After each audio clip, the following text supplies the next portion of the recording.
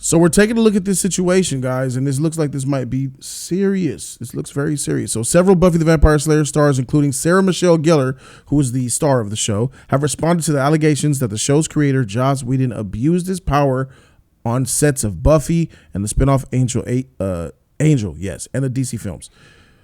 Abused of power. Here's a quote. "While I'm proud to have my name associated with Buffy Summers, I don't want to be forever associated with the name Joss Whedon." That's what Michelle Gellar wrote on her Instagram. We can go to her Instagram here and we can see the actual post right here. "While I'm proud to have my name associated with Buffy Summers, I do not want to be forever associated with the name Joss Whedon. I am more focused on raising my family and surviving a pandemic currently, so I will not be making any further statements at this time. But I stand with all the survivors of abuse, and I'm proud of them for speaking out." And then you can look at Michelle Trachtenberg in the upper right, on the right-hand side over here. She says, "Thank you, Sarah, for saying this. I'm 35 and I'm brave enough. I'm 35 years old and brave enough of a woman to repost this because this must be known. As a teenager with his not appropriate behavior, very not appropriate." So as a teenager with some very not appropriate behavior with Sarah Michelle Gellar and Michelle Trachtenberg. Let's continue to read on. It doesn't look good so far. She said she would not be making any further statements. Gellar's initial tweet, her DM is right there. Gellar's Buffy co-star Charisma Carpenter posted a lengthy statement, which we should probably look into, which is... It's long. It's long.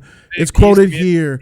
Yeah. When we take a look here, she goes into detail about how he abused his power on the set, and she mentioned about how she might be ruining the show because when he found out she was pregnant, she kind of tried to hide it from him. Then when he found out, he asked her if she was going to get an abortion. And, there was isolation and stuff on set. He sat down to interrogate me, berate me regarding a rosary tattoo that she got to help her feel more spiritually grounded in an increasingly volatile work environment that affected her physically. So he questioned about all of the decisions that she was making with her life.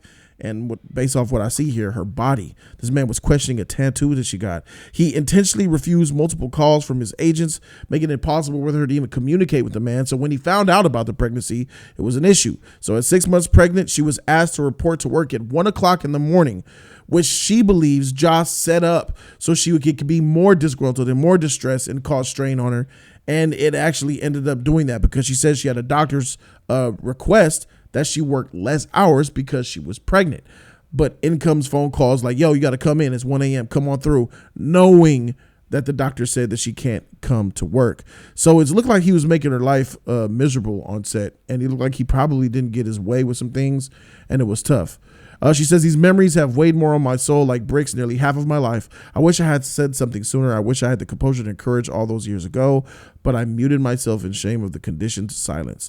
With tears welling, I feel overwhelmed sense of responsibility." She says, "Recently, I participated in the Warner Media investigation because I believe Ray to be a person of integrity who's telling the truth. His firing as Cyborg in The Flash, was the last straw for me. This is where things get a little bit murky in my opinion. Although I am not shocked, I am deeply pained by it. It troubles and saddens me that in 2021, professionals still have to choose between whistleblowing in the workplace and job security. It has taken me much long to muster the courage to make this statement publicly. The gravity of it is not lost on me. As a single mother whose family livelihood is dependent on my craft, I'm scared. Despite my fear about being the impact on my future, I can no longer remain silent. This is overdue and necessary. It is time." So when we combine all of the stuff that we've learned here so far with these statements from these three women, and let me tell you, Sarah Michelle Gellar is the huge statement here for me. But she says she's proud to have her name associated with Buffy, but not Joss. It sounds to me like Joss was a prick, douchebag, a-hole on set. There's no evidence here showing abuse. There's stories, but to be honest, based off what I hear from these three women about there being douchery, anal cuckbag stuff on set from Joss Whedon being a creep and a weirdo, I believe them. But here's the thing.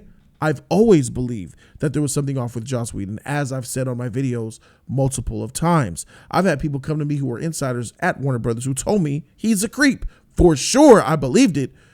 But I'm not taking Ye's position. He lied on us. I ain't believing the boy who cried wolf. But these three women is different. Andy, what's your take on it?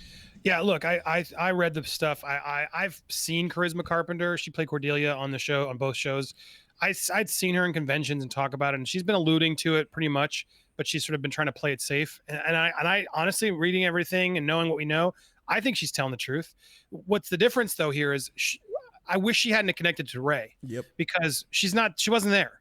And while I believe she finds him, honest and truthful, as I was talking to Stormy, you guys can get my whole longer reaction over there. I did it earlier, but it's just, she's not a reliable witness. Like, she has clear emotional issues with Joss, and I believe her. I believe was totally, he did not treat her well. I'm on her side. For sure.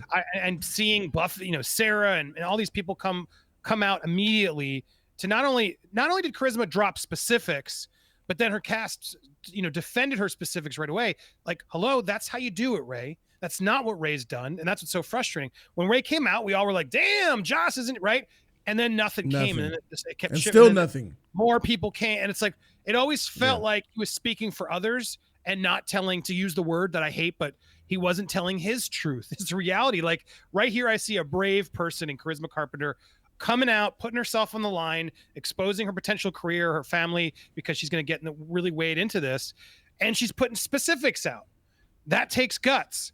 Ray hasn't done that. He's still, the NDA, and this. It's just like, dude, this is how you do it. If you want to come out and write out the specifics of what it is, lay it all out, then let's hear it.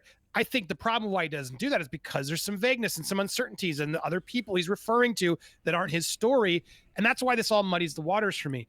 The reality is Charisma Carpenter wasn't there on the set of the Justice League. I don't know why she was interviewed. It should have been straight about the facts of the Justice League case. A lot of people, Jody, are like, well, yeah, but it proves a history and da-da-da-da-da.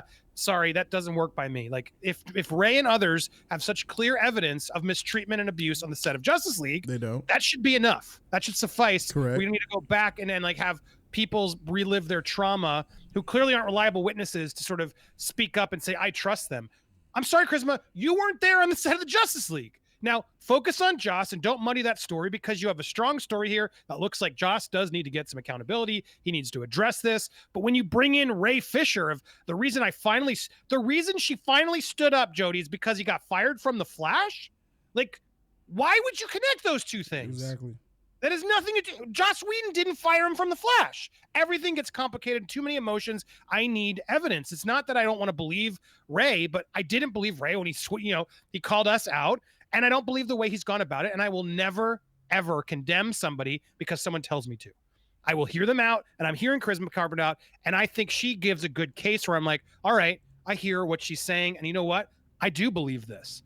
But she's also not trying to have the same outcome that Ray is, which is annihilation of anybody involved at Warner Brothers who pissed off Zach. There's no other ulterior motive that she has that I feel like Ray clearly has. And again, that's why I'm frustrated Charisma's connecting herself with Ray, just because, of course, Charisma's going to go out there and be like, yeah, Ray, I love that you're hating on Joss. I hate Joss, too. He was awful to me. Facts, right? And then there's a little bit of manipulation potentially going on, whether it's true or not, that it's hard to ignore. And so I think it's really frustrating that these two things have now been intertwined, because I see them as separate cases. Sure, it involves Joss. Sure, he was a jerk on set. Did he do anything criminal? What did he like? What do we want him to, what's the punishment? What are we accusing him of? Those are important things we got to keep in mind if we're going to condemn and, crucify a man. You know what I mean? I absolutely know what you mean, and I agree with you 100%, because I was going to be the one to bring in the contrary. But I'm glad you said that last thing you said at the end about what the man did. Even though that me and Andy also believe what Sarah Michelle Gellar and the others are saying, that this dude is creepy. He probably does some things that are inappropriate, and they're using the words not appropriate. Definitely not appropriate. A lot of women said that about me, Jody, and they were right. lying. Saying nothing appropriate, I said. So you got to also, just sorry to interrupt, but it's like, we got to hear Joss's side. Correct. At this point, though, Joss, you got to respond to this. This is damning, and I think there is, I don't know how you get out of this with your whole cast turning on you like this. The problem is if he condones this, then Ray will take that as a win, and I feel like that's what he's trying to do. Because Ray doesn't have the evidence that won, right? He's going to use Buffy's whole team evidence to say, see, told you. I was right. And it's like, I don't see how they're connected. I don't see how any of this is damning, in my opinion. I'm not going to go as far as say damning, Andy, because even if I believe everything that is here from this 2-page letter written from this woman, I believe her. but none of that is cancelable. That's just you being a typical Hollywood producer who's a douchebag. Oh, you're gonna lose some weight. I noticed you came in here 30 pounds overweight. You need to tighten that up. There was the movie Knocked Up with Katherine Heigl. Remember, she worked for E! And she got pregnant on set, and they called her into the office and talked to her. They were like, "Yeah, we know you're pregnant." You know what I'm saying? And then she was scared because she knew that being pregnant in front of the camera is not a good look in Hollywood. People don't want to see a beautiful woman pregnant because that's what sells the audience. The audience sees these sexy women on Buffy the Vampire Slayer and Angel because they want to be with them. They want to make love to them. They want to marry them. They fascinate about them. And that's why people would do it with marriage. Are you going to get married? Because instantly when hot men get married to women, they lose fans because it's like, oh, he's off the market. There goes my possibility of marrying him. It's weird, but that's how Hollywood is. That's how viewership is. So yes, I can understand why Joss Whedon was upset that she got pregnant because he's trying to sell sex. He was trying to sell it. You could clearly see by looking at the show. And this is like typical stuff. But in that movie, oh, go ahead. He was sort of painting himself as like ultra feminist. Like there's definitely an hypocrisy to Joss Whedon creating all these empowering women characters and making it seem like it's all about that, and then clearly having this creepy sexist side thing. I could see the hypocrisy in that, Jody. I don't want to ignore that. I'm not talking about hypocrisy. I'm talking about abuse and touching and misconduct. We had this conversation, like movies back in the 90s, like they were Lethal Weapon. I was talking In Line of Fire with you last night. Movies were designed in a certain way where that was just the way Hollywood was. Like you got to get buff and you got to get shredded to be a action star. And so those are realities in Hollywood. So I hear what you're saying, but he shouldn't be out there making fun and taking advantage of, or be upset that she got pregnant. Like that's the reality. I do think, it's good we can call those things out and fix them now. But I just to clear, I think we're on the same page here of like, yeah, he's a totally Hollywood douchebag. There's a lot of them. Is this Weinstein level? No, I don't, not from what I see. No, it's not. This is nowhere close. Criminal Weinstein level. It's I don't want to work with this guy again. He's a douchebag. He's a weirdo. Yes. Everybody be aware he's a douchebag. If you choose to work with him, you're going to deal with a douchebag. That's the reality of what should happen. Exactly. This isn't calling you up to my room late at night, fondling you, pulling out my meat, chasing you around the hotel room, actually penetrate. This is not what that is. And then this is why it makes me feel the fact that she says, this is all I'm going to say because I'm dealing with a pandemic and a family. If there was real sexual misconduct, like it got physical and it crossed that line, they would have said it by now. I don't feel like it's got that far. There's is a pro. Yeah. This forever. Exactly. Like, on multiple. I don't think she wants to be seen as a troubling, bringing things up. But I agree. If something had actually happened to her that was across the line, she would have said something. But I think she's clearly like fed up and has made it clear like Joss was a dick. I didn't like working with him. Absolutely. But at the same time, you have that problem of like he pretty much discovered her and made her be such a huge megastar with Buffy. That too. That I'm sure she's also torn with like, I don't like the guy, but I got to give him props because he made me who I was. Mm-hmm. There's a little bit of that too that makes all this more complicated, right? These women worked with Joss way closer than Ray Fisher ever did. Let's be honest. So that's why I think this one is more effective and more damning, just because these are women he put up in the spotlight and built up and worked with for years, who are now like, he was a total douchebag to us throughout the whole show. And we were afraid to say it. Like that sucks that if that's the case. But again, specifics matter, and I'm with you. It's like he shouldn't go to prison, but clearly people should have a decision whether they want to work with this guy or not. And I think a lot of people are going to choose not to, unless he can come back and sort of bring his own receipts or explain some other side of this that we don't know about her or whoever. This is pretty damning stuff to see. Again, I just don't like Ray Fisher using it to benefit him, because I don't see how they're connected. They're completely separate cases, years apart, and people can change and people are different. To me, that really frustrates me in this, because it's like so many people are coming up to me and I saw they're tagging you. You're probably ignoring them, but it's like, see guys, now do you believe Ray? And it's like, Ray didn't do anything. Still won't believe him. There's nothing to do with him. Yeah. Anyway, so Ray, take notes and do what she did. Be brave, like Charisma Carpenter, and put it all out there so we can make a decision whether what we want to do. But he doesn't want that. He wants to fire everybody who was ever involved in that thing that was involved with Zach, and that's really what the intentions are. Let's be honest. So here's about the knocked up scene after they were allowing her to be, they said, we think it's great. And then the producer looked at her and said, after you have the baby, we're going to lose some weight, tighten it up. and then we'll get back to you being sexy again. This is what Joss Whedon represents to me. He represents a classic Hollywood look the part sexist douchebag, but he's done nothing illegal based off what I've seen here. Even when I believe 100% of what this woman says, he's a toxic, womanizing creep who makes it hard to work with on set when you're a beautiful, sexy woman, because he's definitely going to try to exploit your sexiness. That's as far as it goes with me based off everything that I've read here, believing 100% what these women are saying. And that's as far as it goes for me. Weinstein, Bill Cosby, let's not go ahead and go that far with it. And as far as Ye Fisher is concerned, you called me a homophobe to the world. You insinuated Andy is a racist. Freak Ye Fisher. Nothing that you say out your mouth, I'm believing. Because if you would lie on me, you would definitely lie on someone like Joss Whedon, who actually was clearing your check. So no, this doesn't tie into, oh, see, Ye was right. Ye Fisher was right. You guys didn't believe him. I still don't believe him. I believe them. And believing them has nothing to do with believing him, because you have already proven yourself to be the boy who cried wolf. You have already proven yourself to be someone who is willing to bend the truth and even lie to try to get your way to paint your narrative. Plus, I already know what your mission is. You're Zach's puppy to try to take Warner Brothers down. That's your mission. That's why you waited all those years until Black Lives Matter, to use your black likeness to try to be heard. I understand why you did what you did, but I'm done with this fool. I don't believe nothing that comes out of your mouth because you lied on me and still have not apologized for it. These women here, absolutely. It definitely looks like this man, this man Joss, bro, he's probably like, let me think of something that could be called inappropriate that could, he definitely, I believe, sat her down and said, so are you going to keep the baby? And yeah, I'm going to keep the baby. I mean, and then he mocked her belief. I think that's effed up to ask an actress, are you going to keep the baby? It's very inappropriate. Very inappropriate.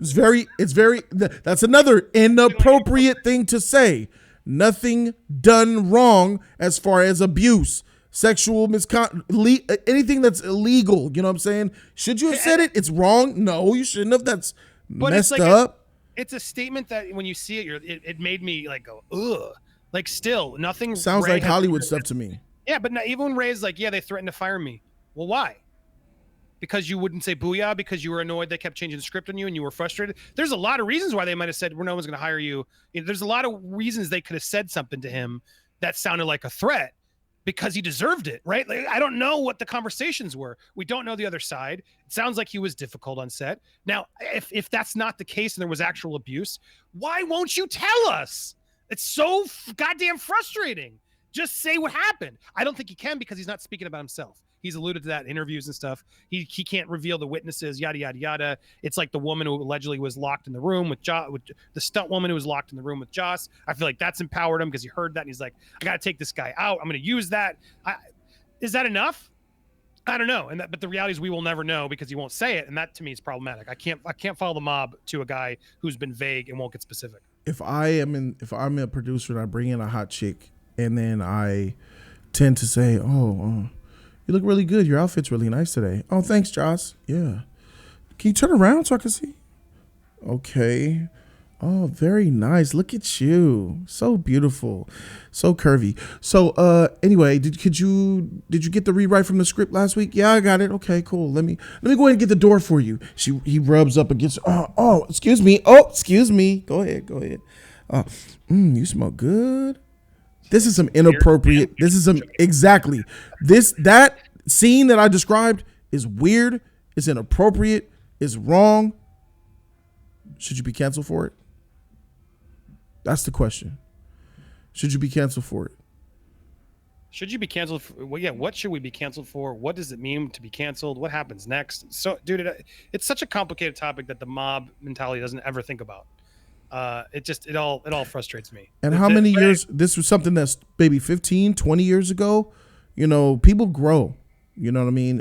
Just the same thing that Kevin Hart said something about his son and homosexuals or something like that. He got hate for it from something that happened 7 years ago. James Gunn got fired from Disney from something that happened 6, 7, 8, and 9 years ago. Like digging up past to judge the present, I feel is murky, because if Joss Whedon is still doing these things, then I could see that you let a motherfucker for 20 plus years work in Hollywood while still being a douchebag on set, while still abusing kind of women, while still being inappropriate, then some course correction needs to be had. But who knows if he's a different person now? Who knows if he's grown? I've seen so many people get canceled, get targeted, lambasted because of something they did decades ago.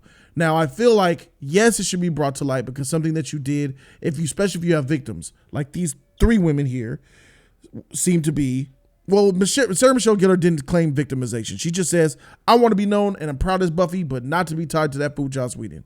So maybe he didn't really get at her, but she probably knows about other people on the set that have been victims, so to say, of Joss Whedon. So I believe all 3 of these women. I believe Joss is a creep. I've always believed he was a weirdo. Even when I was destroying Ye Fisher's sheet, I said, I believe Joss Whedon's creepy. I believe he's a weirdo. But you got to come with the facts. Ye, where they at? You've never come with them, so you ain't shit to me. I believe these women, and I don't believe Ye. Anything else? Oh, that's it. There it is. Well, and Ice in the bag. Comment down below. Let me know what you guys think. Thank you guys so very much for watching. This has been a little special thing of Yin and Yang. I'm Jody Joe. That's my man Andy, and we out. Deuces.